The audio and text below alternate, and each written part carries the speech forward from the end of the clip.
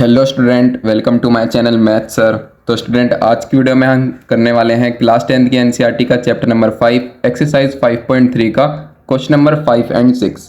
तो सबसे पहले क्वेश्चन नंबर 5 को सॉल्व करते हैं। तो क्वेश्चन नंबर 5 में हमको दे रखा है the first term of an AP is 5, the last term is 45 and the sum is 400।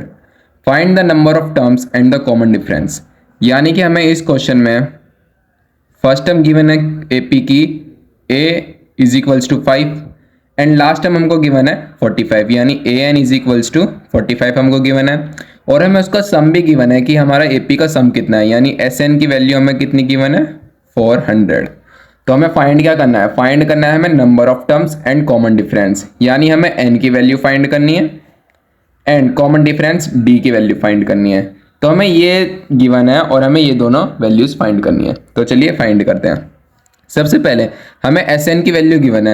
अब एस एन का हमारा एक फॉर्मूला होता है s n is equals to n by two A plus a n, ये हमारा फॉर्मूला होता है।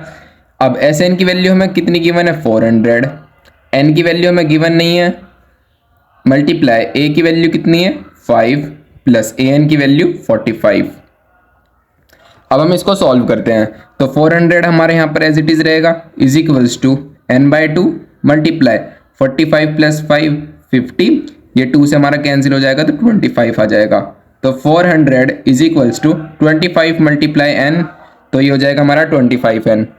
अब n हमारा यहीं पर रहेगा और 25 इसके साथ मल्टीप्लाई में, तो इस साइड आके डिवाइड में चले जाएगा।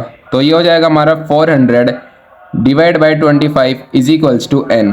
अब 25 से हमारा कैंसिल हो जाएगा, तो कैंसिल होकर आ जाएगा हमारा 16। तो हमारी n की वैल्यू आ जाएगी 16।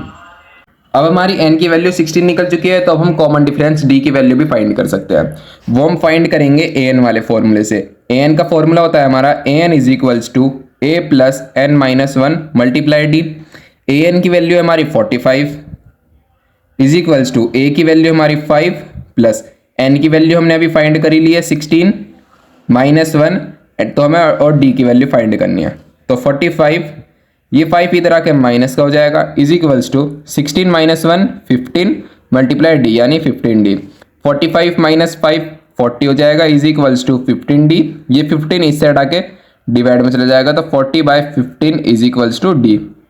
अभी हमारा 5 से कैंसिल हो रहा है, 5 8 जो 14 एंड 5 3 जो 15, यानी कॉमन डिफरेंस d की जो हमारी वैल्यू आई है वो आई है हमारी 8/3 एंड n की वैल्यू आई है हमारी n/16। तो इस क्वेश्चन में हमें सिर्फ कॉमन डिफरेंस d की वैल्यू और नंबर ऑफ टर्म्स यानी n की वैल्यू ही फाइंड करने के लिए बोला गया था। तो चलिए अब क्वेश्चन नंबर 6 को सॉल्व करते हैं। तो क्वेश्चन नंबर 6 में हमें दे रखा है the first and the last term of an AP are 17 and 350 respectively, यानी हमें फर्स्ट टर्म 17 गिवन है एंड लास्ट टर्म हमें 350 गिवन है। If the common difference is 9, how many terms are there and what is their sum, यानी हमें इसका common difference 9 भी given है और हमें ये पता लगाना है कि इस एपी में हमारी कितनी टर्म्स हैं, यानी n की वैल्यू फाइंड करनी है और उसका हमारा सम क्या है और एस एन की वैल्यू फाइंड करनी है। तो चलिए फाइंड करते हैं। तो सबसे पहले हमें फर्स्ट टर्म यानी a की वैल्यू हमें गिवन है 17 एंड लास्ट टर्म हम ए एन को बोलते हैं और ए एन की वैल्यू हमें गिवन है 350 एंड कॉमन डिफरेंस d की वैल्यू भी हमें गिवन है 9।